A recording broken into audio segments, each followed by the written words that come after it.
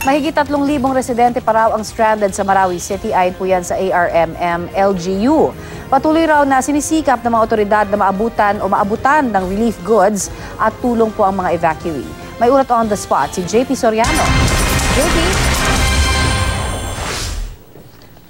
At Connie, nagbigay nga ng latest update ng Autonomous Region and Muslim Mindanao ARMM na nakakasakop din sa Marawi City. At ayon nga sa kanilang latest update, aabot daw, base rin din sa mga tumatawag sa kanila at sa kanilang mga tala, aabot na sa mahigit 84,000 na individual o mahigit 17,000 pamilya ang apektado o yung internally displaced persons dahil sa bakbakan.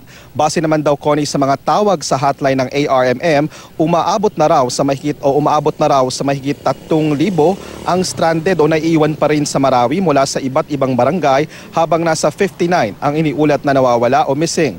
Ayon sa ARMM, ngayong umaga daw ay merong 150 na individual ang na-rescue sa Marawi City, habang sa 19 na naitalang casualty ng AFP at PNP, ang na-retrieve daw ay 8 pa lang kahapon.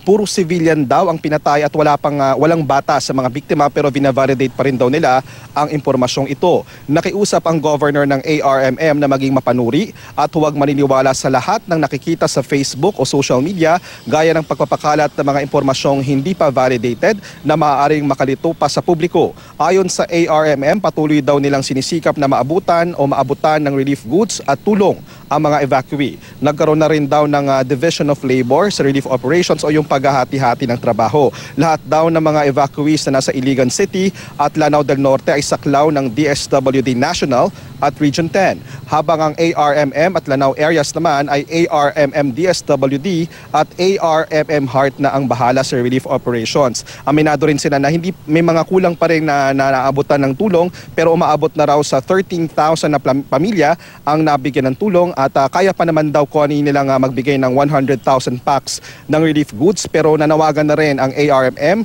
sa mga nais tumulong. Samantala, Connie, pinag-aaralan na rin daw ng ARMM kung ilalagay ba nila at pag-aaralan nilang ilagay na sa state of calamity ang ARMM.